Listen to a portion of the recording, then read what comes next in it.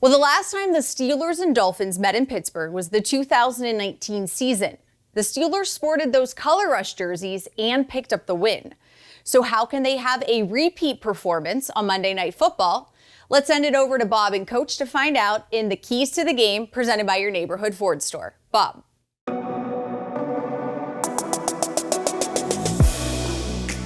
All right, Missy, thanks very much. A lot of keys to this one. But, Coach, it seems like every time you play a team, there's a former Raven coach on their team. And you have Anthony Weaver, who's their defensive coordinator here. He spent a lot of time in Baltimore. Do you take any kind of similarities from, knowing how they used to play and how this team now plays? I think at this point in the journey in the 2025 season, there's enough relevant tape in Miami to watch. Certainly, we are aware of his background and how it shaped him.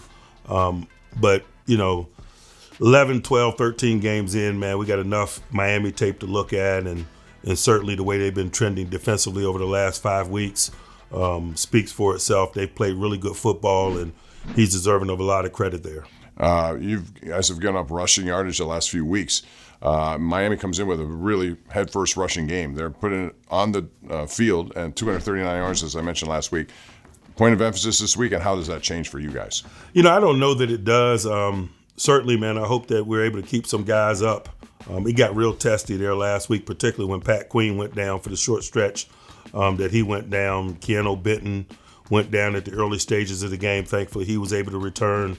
The attrition component of it is a major component of ball this time of year. And so we're going to work all week, man, to make sure that, some of our supplementary players and some of our role players, man, get the required snaps in an effort to be ready to play. Because there are no excuses this time of year. The standard's the standard. No question we got a hot running group coming in here, but I expect our guys to line up and play football. And fundamentally, it comes down to whooping blocks and being where you're supposed to be and making tackles, and looking forward to that.